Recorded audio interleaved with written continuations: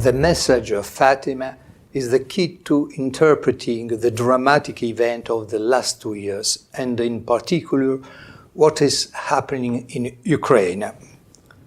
It is understandable that this perspective should be foreign to the contemporary man immersed in relativism, but what is most striking is the blindness of so many Catholics incapable of rising to those heights which are the only ones that allow us to understand events in the dramatic hours of history. And we, after the COVID pandemic, are experiencing the dramatic hour of war. The facts are this. On February the 21st, 2022, Russian President Vladimir Putin, in a speech to the nation, announced that the recognition of the independence of the separatist republics of Donetsk and Luhansk, and then ordered that troops be sent to the Donbas region with the aim of ensuring peace. On February the 24th, Putin declared in another speech that he had authorized a special military operation not only in Donbas, but also in eastern Ukraine. The Russian invasion of Ukraine soon turned out to be much broader and more tragic than expected, causing throughout the world a climate of profound apprehension. What has been the reaction of Italy and the West in the face of Russia's aggression against Ukraine? On the one hand, there has been an explosion of sentiments of indignation and of solidarity with the Ukrainian people. On the other hand, however, a sentiment of affinity for Putin's initiative has developed, which has led to the creation of a front that I call collaborationist. The term collaborationism indicates in a political language ideological support for an invading foreign state. This term was coined during the Second World War to indicate collaboration with the Nazis in the territories they occupied. Collaborationism is not just an act of collaboration, it is an ideology, explicit or implicit, which in the case of the Russian invasion of Ukraine deserves to be analyzed in the three different expressions it has taken on so far.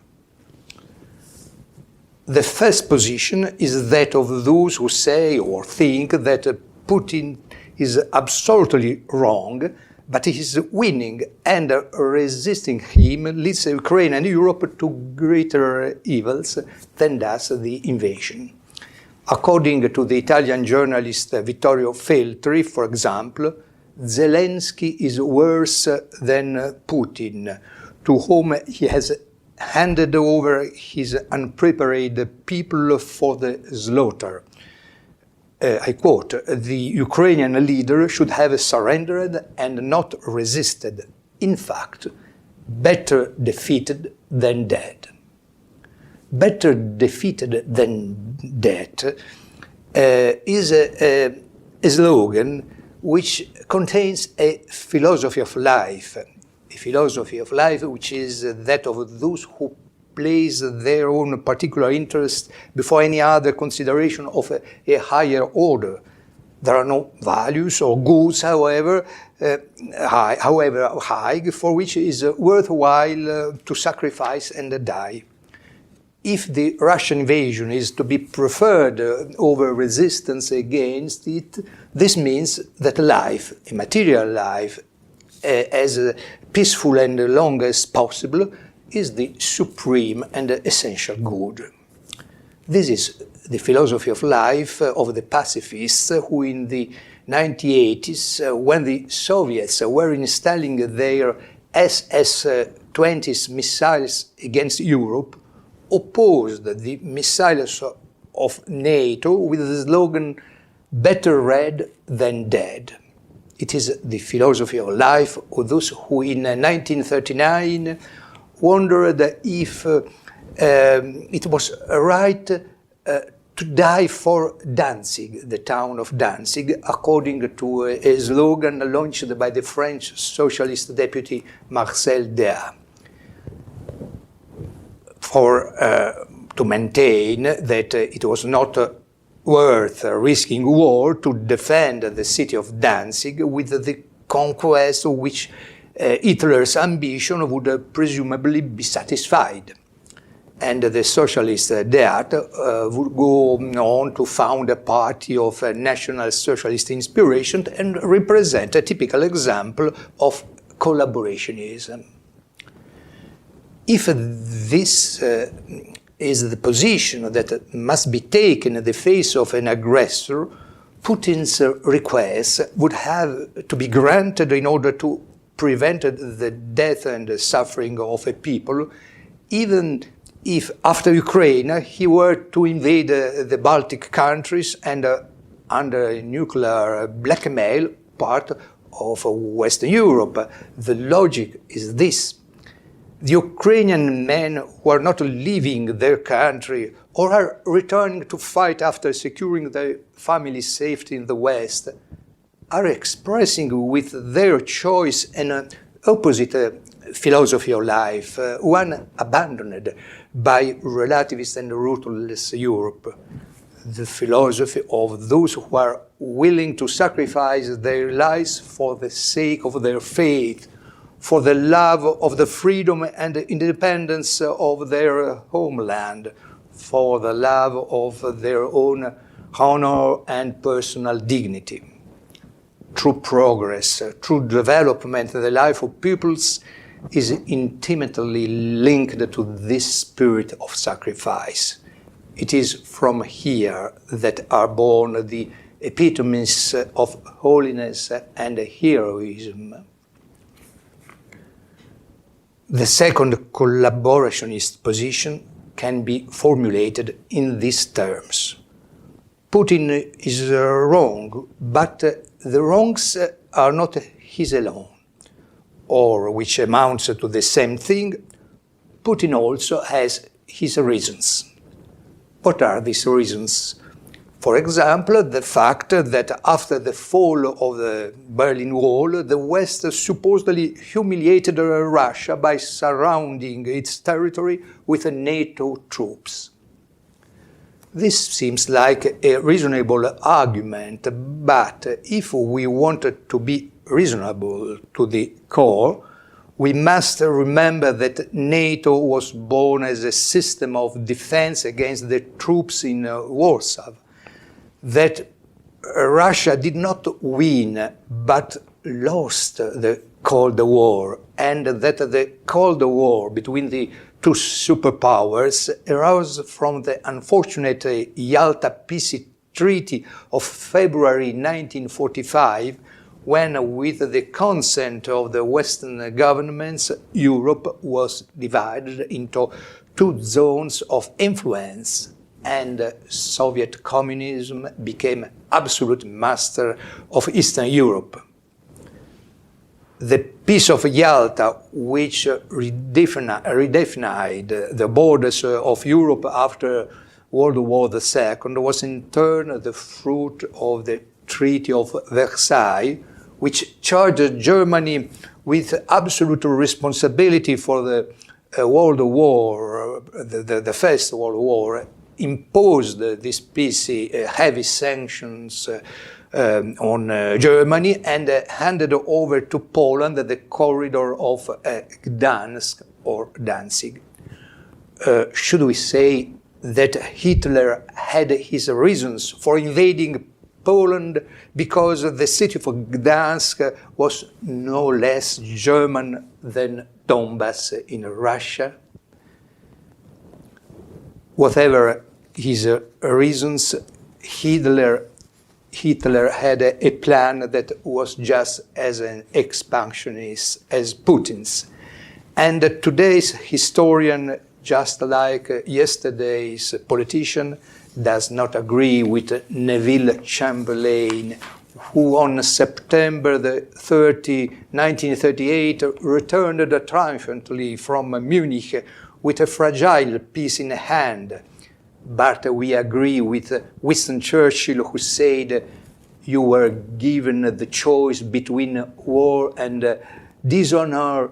We choose dishonor and we will have war." It is perhaps to avoid this easy objection that collaborationism falls into a third formulation, more coherent, but at the same time more aberrant than the first two. Quite simply, Putin's war is a just war. And if it is a just war, the resistance of the Ukrainian people is unjust, and the Western sanctions on Russia are unjust because sanctions are applied to those who are wrong, not to those who are right. And why would Putin be right? Why would his be a just war? Not only because he is defending the national interests of his country motivated by the West, they say, but because his war has an ethical dimension, as the Russian Orthodox Church assures us, in the words of Moscow Patriarch Kirill, who has said that Putin is fighting against a depraved West that authorizes gay pride. Putin himself, moreover, has often presented himself as a defender of the family and of the traditional values abandoned by the West. However, in the speech to the Valdai Club on October the 22nd, 2021, in which Putin attacked gender theory and cancel culture, he admitted that Russia experienced long before the West did the moral degradation that he is now denouncing. On December the 7th, 1917, a few weeks after the Bolsheviks seized power, divorce was introduced in Russia, and abortion was legalized in 1920, and it was the first time in the world that this was done without any restrictions. And it was in Russia that the transition from political revolution to sexual revolution was implemented with the experimental nursery school of Vera Schmidt, for example, an experiment created in 1921 in the center of Moscow, where children were initiated into precocious sexuality. The brakes were applied to divorce, abortion, and the sexual revolution, not by Putin, but by Stalin in 1936, when he realized that his power politics would be undermined by the collapse of morality in Russia. And Putin is in this vein. Today, Russia is a country characterized by abortion and divorce, with the highest divorce rate in the world, even if it bans gay pride. And what are the traditional values from which Putin takes his inspiration? They are those of the Moscow Patriarchate, which today relies on Putin just as yesterday it relied on Stalin.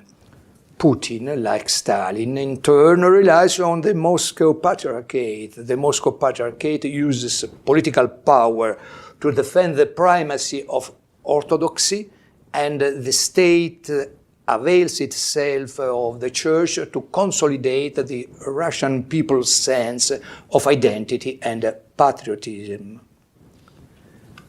Russia's imperial mission does not correspond only to Putin's geopolitical ambitions, but also to the request of Patriarch Kirill, who has entrusted to Putin the mission of creating the Eurasian Third Rome, on the ruins of the Second Catholic Rome, destined to disappear like all of the West. But can a Catholic accept this perspective?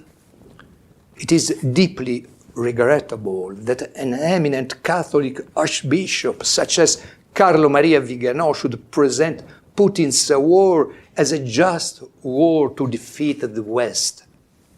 The West is the firstborn son of the Church, today increasingly disfigured by revolution, but still the firstborn, a European who disowns it on the pretext of fighting the New World Order is like a son who disowns his mother. Moreover, the New World Order is an old utopia that has been replaced with that of the New World Disorder. Vladimir Putin is like George Soros, an agent of world disorder. Putin, as the international analyst Bruno Massais observes, is convinced that chaos is the fundamental energy of power and that with good reason he can be considered as the Yaldabaoth, the Gnostic demiurge, son of chaos and leader of the spirits of the underworlds. And the New World Disorder reminds us of the one experienced by the Western Roman Empire under the impact of the barbarian invasions. Among the dates that have gone down in history is December the 31st, 406, when a mass of Germanic peoples crossed the frozen Rhine River and broke through the borders of the empire. One of these peoples, the Vandals, swept into Gaul, scaled the Pyrenees, crossed the Strait of Gibraltar, devastated the provinces of Roman Africa. The Roman Empire was steeped in relativism and hedonism, as the West is today. One of the leading centers of corruption was Carthage, the capital of Roman Africa, which enjoyed the reputation of being the paradise of homosexuals. A contemporary Christian author, Salvian of Marseille, writes that the barbarian arms clashed about the walls of Carthage while the Christian congregation of the city raved in the circuses and wantoned in the theaters. Some had their throats cut without the walls, while others still committed fornication within, writes Salvian.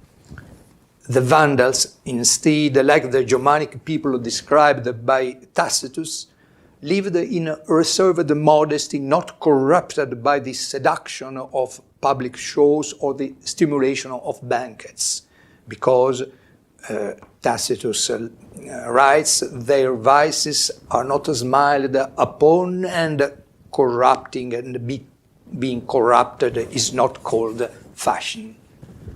What should the Christians have done? Opened the gates to the Vandals? A few kilometers from Carthage was the city of Hippo, the bishop of which was St. Augustine, who was meditating precisely on the invasion of the barbarians when he composed his masterpiece, The City of God. The governor of Roman Africa was Count Boniface, a faithful friend of St. Augustine, whom Procopius of Caesarea, together with Flavius Aetius, called Boniface the last true Roman.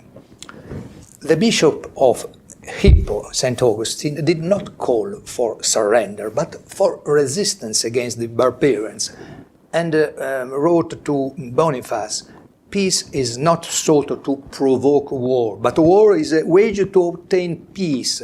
Therefore, being inspired by peace, so that in victory you may lead the good of peace those you conquer. Boniface entrenched himself in the citadel of Hippo besieged by Vandals. And during the siege, which lasted for 14 months, St. Augustine died in August of 430 at the age of 76. And it was only when his voice fell silent then the Vandals conquered the city. The resistance of Boniface allowed the Eastern troops to land in Africa and to join their forces with those of Boniface. During those same years, other bishops urged resistance against the barbarians. Saint Nicasius went to his death at the Cathedral of Reims. Saint Exuperius, Bishop of Toulouse, resisted the Vandals until his deportation. Saint Lupus defended Troyes, of which he was bishop. Saint Aignan, Bishop of Orléans, organized the defense of his city against the Huns, allowing Aetius' Roman legions to reach Attila and defeat him. The Catholic bishop did not say, "Better barbars than dead." If we want to remove the war, we must remove the causes of the war. And the true and profound cause of the war, of the pandemic, and of the economic crisis that is taking shape on the horizon are the sins of humanity, which has turned its back on God and His law. In the apparitions of Fatima in 1917, Our Lady said that the European people's departure from God leads to the divine punishment of war. I quote, "God is going to punish the world for its crimes by means of war, of hunger, and of persecution of the Church and of the Holy Father. To prevent this, I come to ask the consecration of Russia to my Immaculate Heart and the communion of reparation on the first Saturdays. If they listen to my request, Russia will be converted and there will be peace. If not, she will scatter her errors through the world, provoking wars and persecutions of the Church. The good will be martyred. The Holy Father will have much to suffer. Various nations will be annihilated. In the end, my Immaculate Heart will triumph. The Holy Father will consecrate Russia to me, and it will be converted, and a certain period of peace will be granted to the world." The message of Fatima is not a generic invitation to prayer and penance. It is, above all, the announcement of a chastisement and of the final triumph of divine mercy in history. There are those who think that the consecration to Russia has already been made by John Paul II when on March the 25th, 1984, in St. Peter's Square, he consecrated the world to Immaculate Heart of Mary with a reference to the peoples whose consecration and entrustment by us you are awaiting. Sister Lucia initially said she was dissatisfied with this consecration in which Russia was not explicitly mentioned, but later changed her mind, considering the act of John Paul II valid.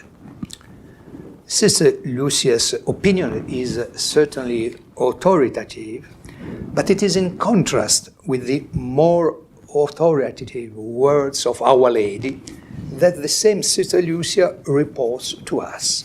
On August 29th, 1931, in fact, Sister Lucia sent to the Bishop of Lyria a terrible prophecy of our Lord. She had received an intimate communication according to which they did not wish to heed my request. Like the King of France, they will repent and do it, but it will be late. Russia will have already spread her errors throughout the world, provoking wars and persecutions against the Church. The Holy Father will have much to suffer.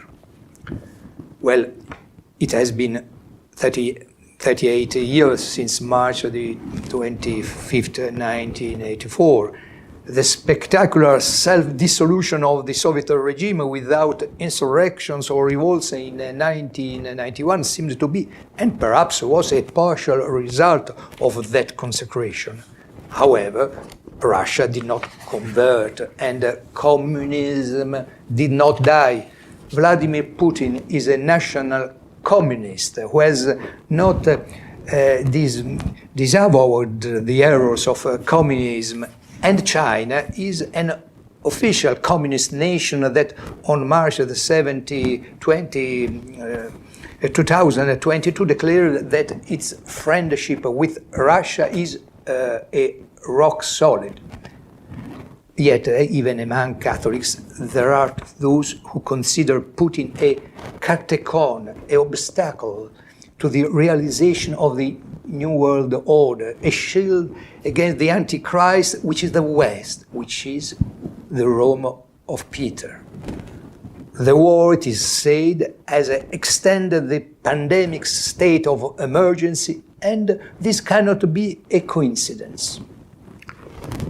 We reply that this is true. The coming of the war on the heels of the pandemic with the consequent emergency regime cannot be a coincidence, because there is no such thing as coincidence. But the one who holds the threads of the universe is not the big brother of Orwell, a God all-knowing and all-powerful like the evil God of the Gnostics. What rules the universe and orders everything to the glory of God is divine providence. From this come the punishment that are scourging unrepentant humanity today, epidemics, wars, and tomorrow perhaps a planetary economic crisis. All this is not preparatory to the advent of the Antichrist, but is the realization of the unheeded prophecy of Fatima. The Ukrainian bishops have asked Pope Francis to consecrate Russia to the Immaculate Heart of Mary. We eagerly join this appeal that comes from Kiev under the bombs. No light of hope is coming from Moscow. Could a light of hope come from Kiev? In Fatima, Our Lady prophesied the conversion of Russia, but conversion is a return to the origins, and the origins of Russia date back to the conversion of Saint Vladimir, Prince of Kiev. Kievan Rus was one of the first nations to enter into medieval Christendom before passing under the domination of the Mongols and then of the Muscovite princes, who took up the anti-Roman inheritance of Byzantium. A part of the Ukrainian people kept the Catholic faith, and in the Council of Florence 1439 and in Brest 1595 found their way back to Rome. Pius XII, in the encyclical Orientales Omnes Ecclesias of December the 23rd, 1945, urges the Ukrainians to persevere in their fidelity to Rome, and he affirms, expose the cunning wiles of those who promise men earthly advantages and a greater happiness in this life, but destroy their souls, because he who secures his own life will lose it. It is the man who loses his life for my sake that will secure it. In the 5th century, the Goths, the Vandals, and the Huns invaded the Roman Empire to divide its spoils. Today, Russia, China, Turkey, the Arab world want to seize the rich heritage of the West, which they consider, as has been said, terminally ill. Someone may say, where are you, Stilicho, who resisted to the Goths? Where are you, Boniface, who defended Africa from the Vandals? Where are you, Aetius, who defeated the Huns? Where are you, Christian warriors, who took up arms to defend a world that was dying? We answer that against the attacking enemy we have powerful weapons. Against the nuclear bomb of sin, Our Lady has put in the hands of the Pope the consecration of Russia to the Immaculate Heart of Mary, and has put in our hands the Rosary and the devotion of the first Saturdays of the month. But above all, she has put in our hearts the desire for the triumph of the Immaculate Heart over the rubble of the Putin regime, the Chinese communist regime, the Islamic regimes, and those of the corrupt West. Only she can do it. Of us, she asks an unshakable trust that this will happen because she has infallibly promised it. This is why our resistance continues.